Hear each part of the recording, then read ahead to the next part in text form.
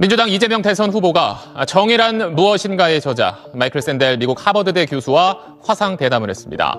이 후보는 지나친 능력주의가 불평등을 가져오고 있다며 공정 성장을 강조했습니다. 성장의 정체는 결국 기회의 부족을 초래하고 청년 세대들은 작은 기회를 놓고 많은 사람이 경쟁을 하니까 경쟁에서의 탈락이라고 하는 게 결국은 생존의 문제가 되어버린 것이죠. 샌델이라는 분이 이제 공정하다는 착각, 그러니까 능력주의라는 걸 이제 비판하면서 이제 갔는데요. 능력주의를 비판하면 그럼 대안이 있어야 되잖아요. 네. 그럼 능력이 아니라 무엇으로 사람을 평가할 것이냐. 근데 이분이 거기서 또 말문이 막히죠. 뭐라고 하냐면은 우리는 능력을 평가하는 가치를 좀 다르게 가져가야 된다. 그래가지고 청소하시는 분의 가치를 조금 더 높게 평가한다든지 뭐 이런 것들 얘기해요. 그러면 듣기에는 좋은 말인데 어떻게 하자는 거냐가 빠져 있는 거예요. 그런 거예요. 저는 이제 능력주의를 벗어나가지고 과연 어떤 답이 있을까에 대한 고민을 하게 되는 거고요. 세계는 이미 여유가 없습니다. 엔비디아 같은 회사가 하나 새로 생겼다. 그중에 국민의 지분이 30%다. 네. 그래서 그 70%는 민간이 가지고 네. 30%는 국민 모두가 나누면 굳이 세금에 막 그렇게 의존하지 않아도 되는 네네네. 오지 않을까요? 이번에도 보면은 모 대선 주자가 보면은 일명 젠비디아라는 걸 하면서 엔비디아 같은 걸 어떻게 만들지는 계획이 없으신데 하여튼간 뭐든 만들어지면 30% 가져가겠다라는 얘기를 하시잖아요. 근데 그거 보고 만들려다가도 안 만들겠습니다. 네.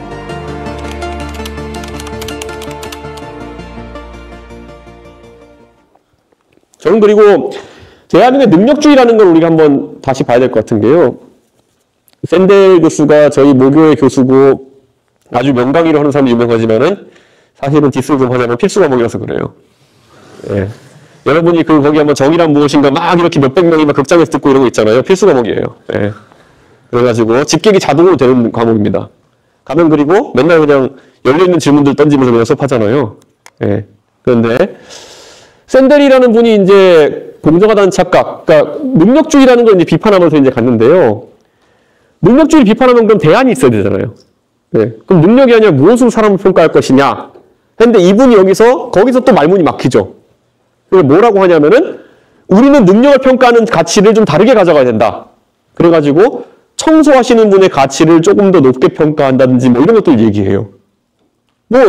그러면 듣기에는 좋은 말인데 어떻게 하자는 거냐가 빠져 있는 거예요. 그러니까 저는 이런 것들을 보면서 근데 이런 책들이 한국에 많이 팔리죠. 예. 정의란 무엇인가. 저희 때는 그냥 그 수업도 대충 듣던 건데 한국말 오면은 이게 완전히 샌델이 완전 세계에 약간 그 철학가처럼 돼 있어가지고 놀랍긴 한데 오늘자 조선일보 신문에 나왔던 건데요. 지금 미국 사람들은 실적 외에는 다른 걸 바라보지 않습니다. 예전에 미국의 주요 기업들 같은 걸 보면은 CEO들에 대한 사실상의 약간 인종 차별적인 분위기가 있긴 있었어요. 엔지니어들 출신들이 올라가기 어려웠던 것도 있고 그리고 무색인종이나 이런 분들이 CEO 하는 경우 제일 드물었어요. 근데 지금은 미국의 빅테크라는 곳은 전부 다 지금 이제 중국계나 인도계가 장악해 가고 있습니다. 해외 주식 하시는 분들 다 아는 이름이죠. 네. 여러분이 아마 LG 에너지 솔루션 사장 이름 몰라도 저는 알 겁니다. 그런데 이분들이 이제 유명해졌는데 사실 이 정도로 이제 경쟁을 위해서 뭐든지 끌어갔을 준비가 되어 있는 그런 게 글로벌 환경인데 대한민국은 여기서 아직까지 답을 찾지 못하고 있다. 국제적 생존 경쟁에서 이기려면 어떻게 해야 되냐 우리 고민이 깊어지는 거고요. 저는 이러려면은요 가장 먼저 풀어나가야 될 게요.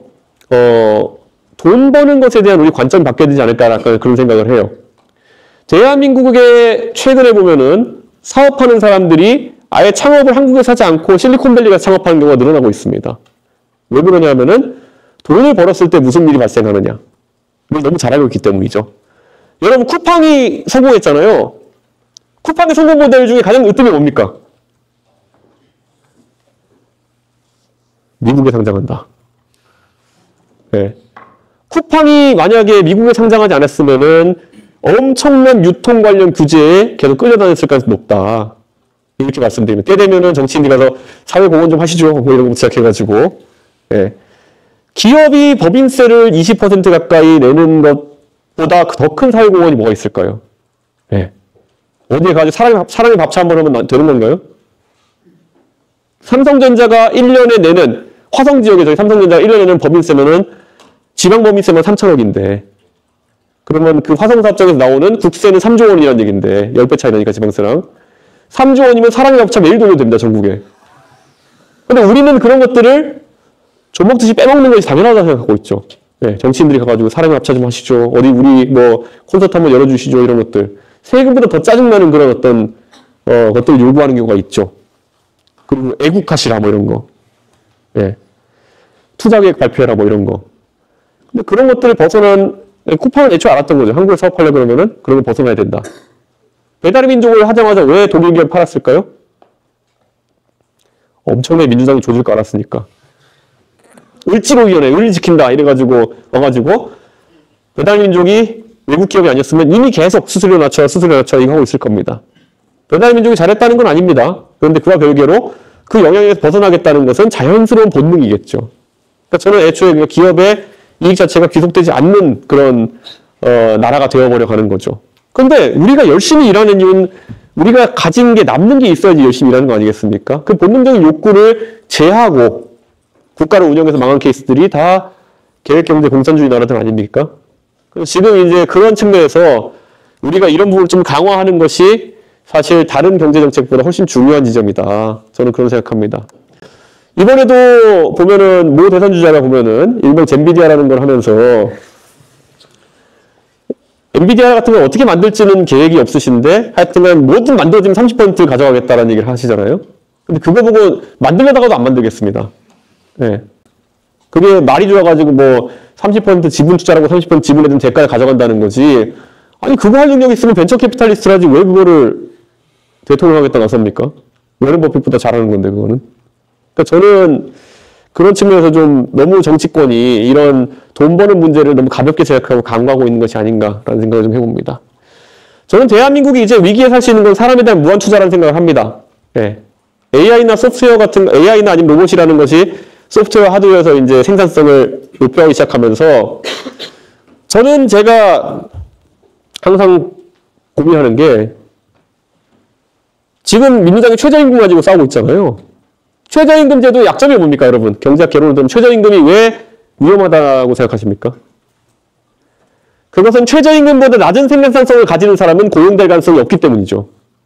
그러니까 최저임금보다 낮은 생산성을 가지는 사람이 나타난다 그러면은 그 사람은 취업시장에서 제외되는 게 최저임금의 역설이죠.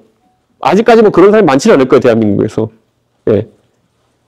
그런데 AI와 로봇이 활성화되게 되는 순간부터 저는 결국에는 AI와 로봇의 생산성보다 아래에 있는 사람은 일자리를 가질 가능성이 없어지는 상황이 발생하게 되는 것이죠.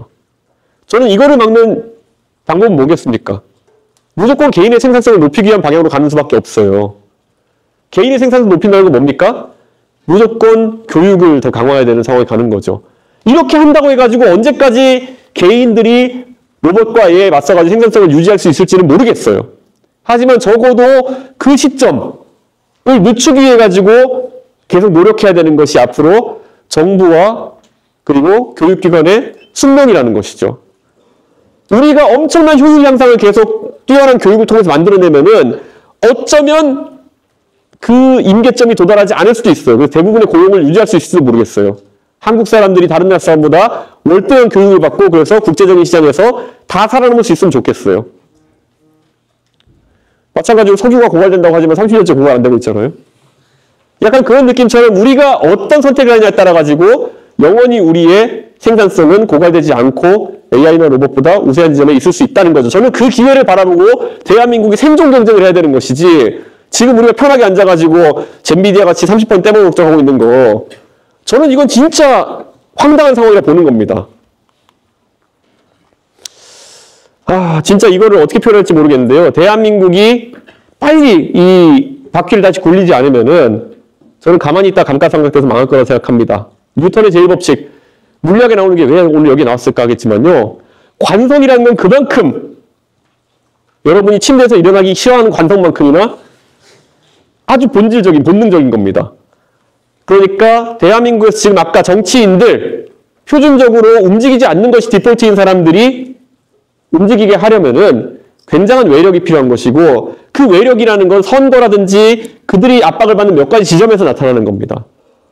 그들이 이번에 니네가 앞으로 굴러가지 않으면은 니네를 완전히 제거해버리겠다는 수준의 압박이 들어가지 않으면은 대한민국의 정치인들은 바퀴를 굴리지 않을 것입니다. 왜냐? 가만히 있는 게 유리하다라는 관성, 그 노무현 대통령의 어머니가 말했다는 그 관성 자체가 대한민국의 몇십 년 동안의 성공 방정식이었으니까요. 그러니까 저는 이걸 바꾸기 위한 노력을 해야 된다라고 얘기하는 겁니다. 민주당도 이제 낡아 빠진 생각들 바꿨으면 좋겠고요. 여러분, 2016년인가요? 그때 미국에 버니 샌더스라는 사람이 이제 정치하러 나섰습니다. 대통령 선거 나왔죠. 그때 1대 99라는 분위기가 횡행했던 때였습니다. 월가를 점령하라. 1이 99를 착취하고 있기 때문에 1을 털어가지고 99가 잘 되는 방향이 있다고 했던 게 1대 99의 얘기였죠.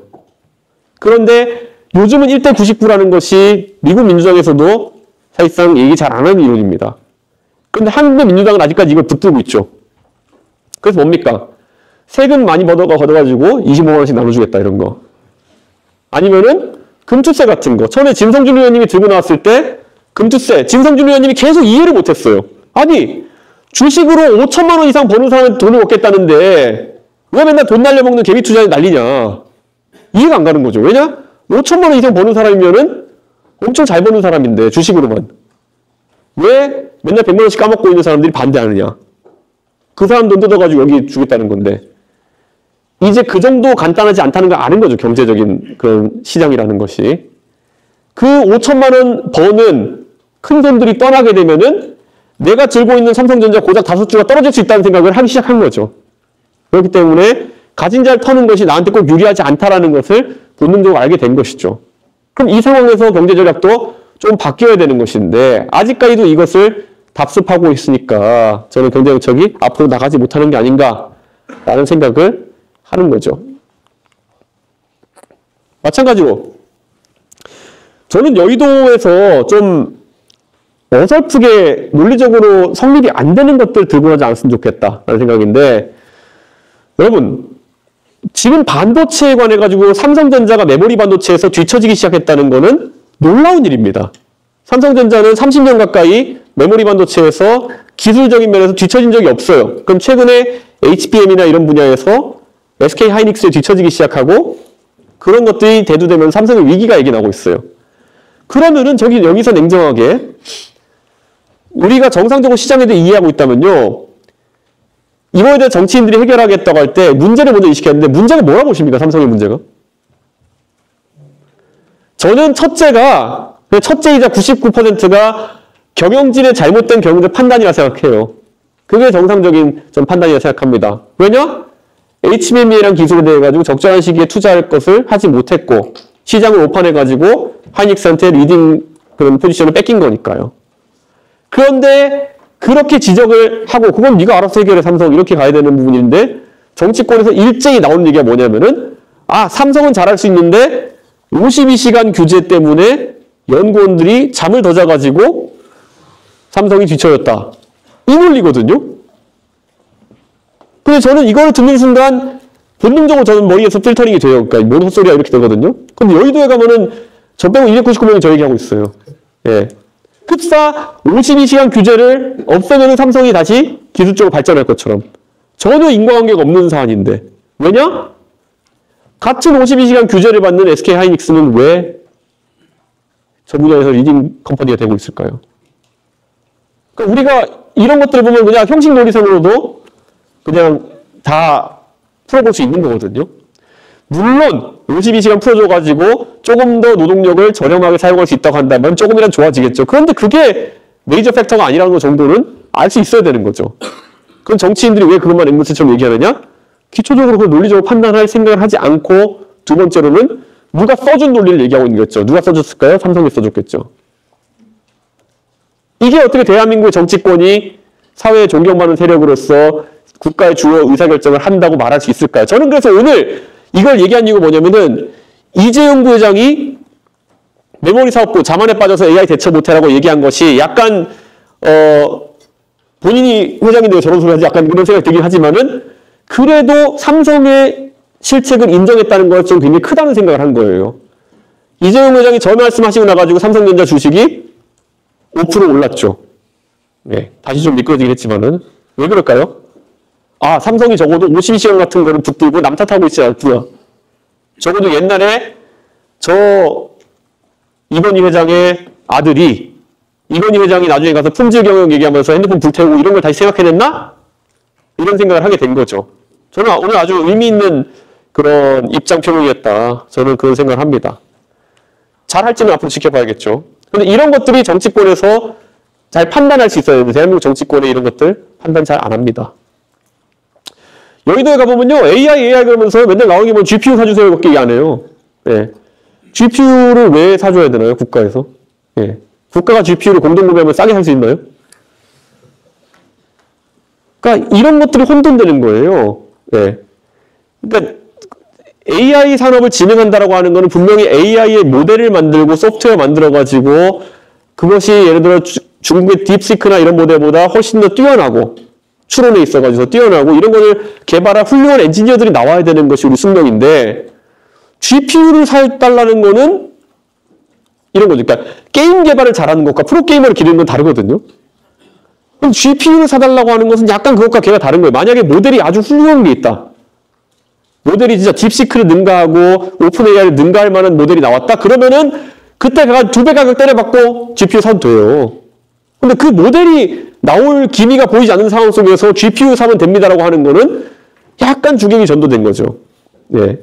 우리 가끔 이제 막 음악 하시는 부분을 보면은 실력이 크기 전에 먼저 장비빨부터 세우고 하는 분들 있잖아요. 뭐 그런 거. 예. 게임 실력은 떨어지는데 막 비싼 컴퓨터 사고 이런 분들. 그러니까 그런 거가 왜 정치권에서는 당연하다는 듯이 받아들여지고 저기에 수천억 세금 쓰자는 말이 자연스럽게 들리는지 그런 거죠. 그 수천억 GPU 살 돈으로 예를 들어서 AI 연구하는 어딘가 대학원생들한테 1년에 10억씩 줄 테니까 골방에서 이것만 연구하라면 훨씬 더 좋은 결과가 나올 수 있겠죠. 제가 그런 사람에서 압니다. 네. 컴돌이든 그래야 약간. 그런 거에서 왜 이런 판단을 할까 고민하는 거죠. 제가 엔비디아 논란을 얘기하는 게 뭐냐면요.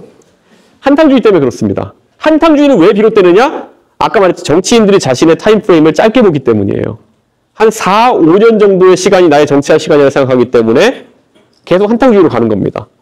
그리고 결과에 책임을 지지 않는 한탕주의인 겁니다. 석유 시추하는데 10년 걸린다고 하는데 이 윤석열 대통령이 왜 하자고 했을까요? 하면서 좋은 소리 듣고 나중에 안 나와도 그때는 의미 없을 거거든요. 윤석열 대통령은.